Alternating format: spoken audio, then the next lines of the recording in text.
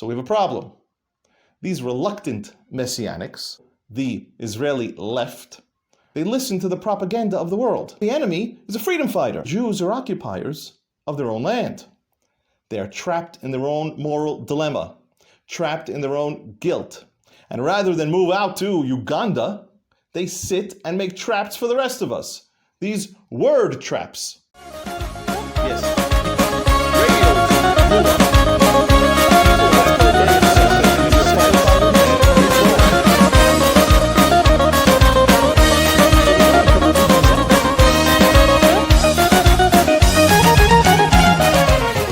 A Kahanist, a Bibist, messianic, racist.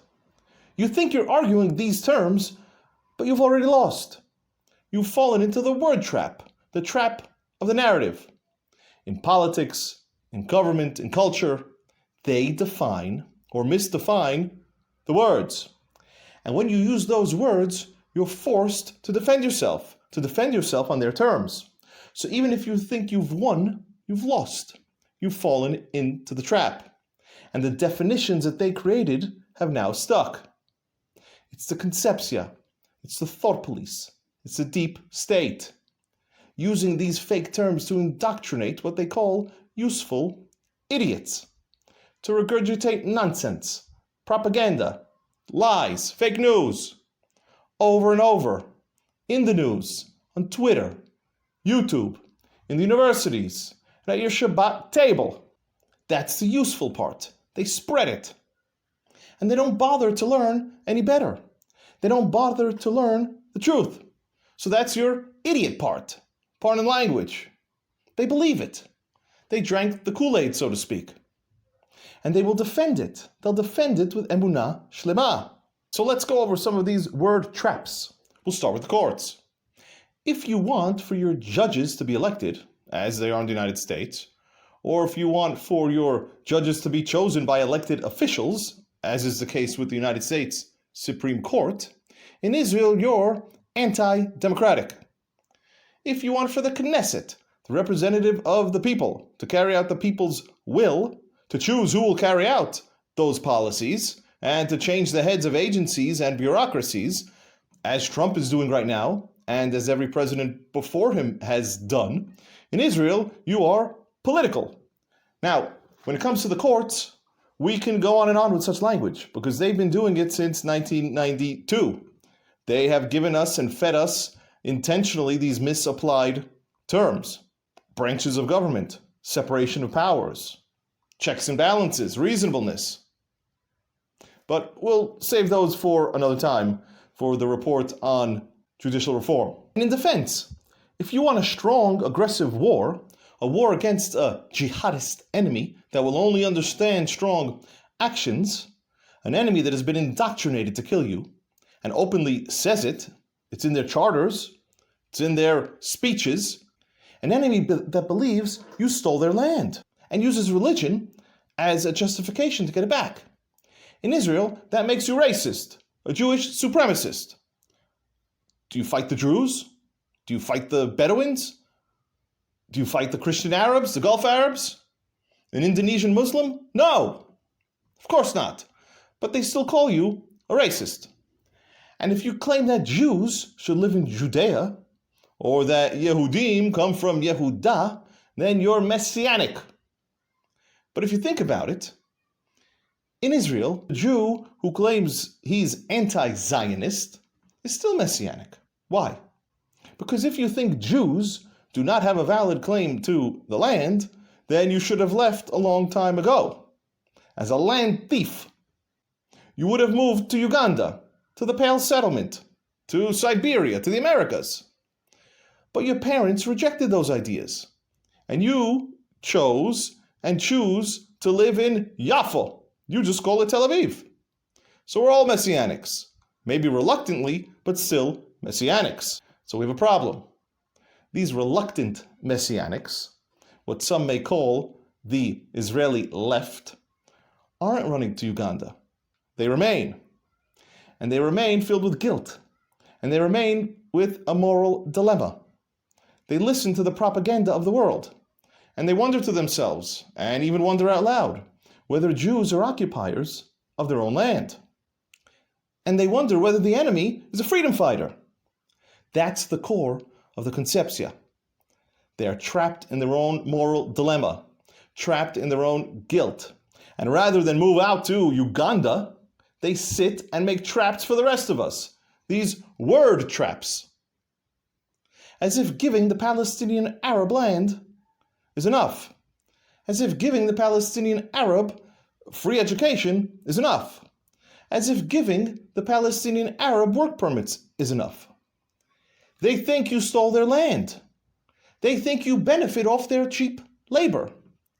Imagine, I come to your house, I go to your garage and I steal your car. And you get upset. You say, hey, you stole my car. And I say, wait, relax. We could work out a deal. I'll let you borrow the car. You could borrow the car on Monday and Thursday. And you say, it's my car. Give it back. I say, fine. I'm Shomer Shabbat. Take it on Saturday. You get even more upset. And as if that's not enough, I go and I tell the whole world. I tell the world, look what a nice guy I am. Look how flexible I am. I'm willing to share the car. Now, the actual truth on this point is irrelevant. This is what they think. This is what they were taught. This is their religious fight. This is their dream. And this dream is reinforced every time we, Israel, allow in American and European money. So it's not going away with free social services, port in Gaza, or work permits. In fact, they see those as guilt. They see those as proof of your theft. If it was yours, you wouldn't offer any of it. Go ask Melech Shlomo, King Solomon. It's like putting a Band-Aid on a headache. It makes no sense. It's not solving the underlying issue. So back to our reluctant messianics, trapped in their own guilt, trapped in their own moral dilemma, and setting word traps for the rest of us, thinking they're fooling the world. That's why we have an army that defines itself as a defense force. Go, look up defense force on Wikipedia. It's a bunch of small countries, mostly islands, and Israel. You think if you keep saying defense, the world won't know that Israel has expanded its territory in every direction? That defensive troops have entered every country around us for the last 80 years? Say the truth. Because Israel is surrounded by hostile neighbors, Israel has an army, an aggressive army, an offensive army, a powerful army, and don't be afraid to use it. But instead, we have word traps that our defense forces have a primary goal, not of killing enemies and not of retrieving hostages, but of morality and transparency. And that's why they don't remove openly hostile press, openly hostile NGOs, openly hostile UN. That's why the IDF spokesperson has to make hourly press conferences to the whole world, press conferences in English, to justify and to rationalize and to apologize for every Israeli military action. That's why instead of a military siege to return our own hostages, we resorted to counting calories. Instead of military goals of intimidation and psyops and fear, they tell the whole world what they're up to, where they're going next, where they're going to attack, when.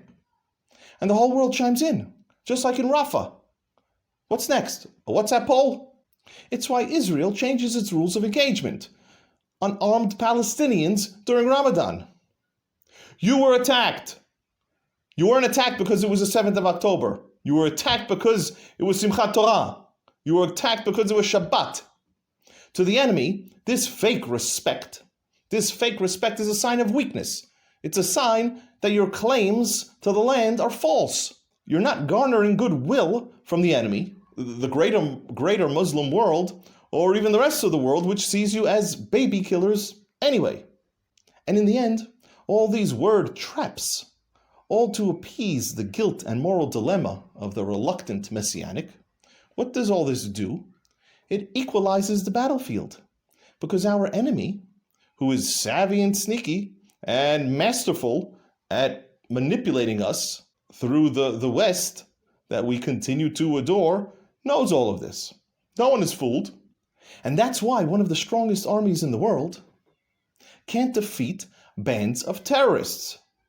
Terrorists trapped in an isolated enclave. Terrorists without a single tank or plane. Terrorists who can't even control their own resources, their own water, their own gas, or their own electric. And it's all because we have shifted the definition of winning. We've shifted it from the battlefield to the field of Western opinion. A heavy-handed war against a jihadist and showing a moral face to the West are contrary goals.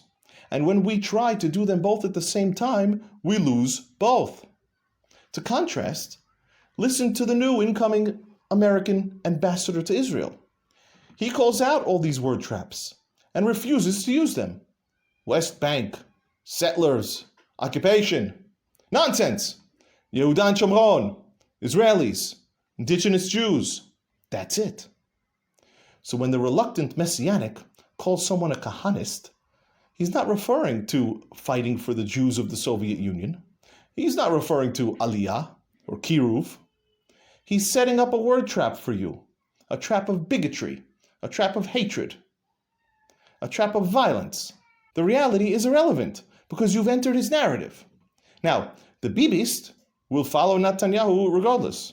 He can see losses and he'll call them victories because he's following his leader. He'll say it would have been worse with someone else. He might be right, but he'll follow him either way. The Trumpist, when he doesn't know what to do, he'll wait to be told, like with the COVID vaccine. His leader is around for guidance, for the future, for the unknown. But with Rav Kahana, what are his thoughts on COVID? Oslo, today's Iran. We can guess, but we don't know. There remain self-proclaimed Kahanists in the United States and in Canada. And Rav Kahana proclaimed, half a century ago, that Jews should leave the Galut. So, it's up to interpretation. Now, Rav Kahana was assassinated 35 years ago by a Palestinian Arab in New York. So you could say Kach, and you could say Kahani Chai, but those are ideas. It's not possible to follow him blindly. It's not possible to know his opinions on new topics. You can't be a Kahanist in the same way that you could be a Bibist, or that you could be a Trumpist. The term Kahanist only exists as a word trap now, a word trap to be used against you. So when you start defending it, you've already lost. And what's the irony here? You don't even need Rav Kahana to come to the same conclusions. There are plenty of lessons when it comes to radical Islam and jihad and claimed caliphate land. Ask China about the caliphate of the Uyghurs. Ask Russia about the caliphate of the Chechens. Ask the United States about the caliphate of the Middle East and 9/11. Ask the British and the Soviets about the caliphate of Afghanistan. And ask the Europeans about the caliphate of Europe.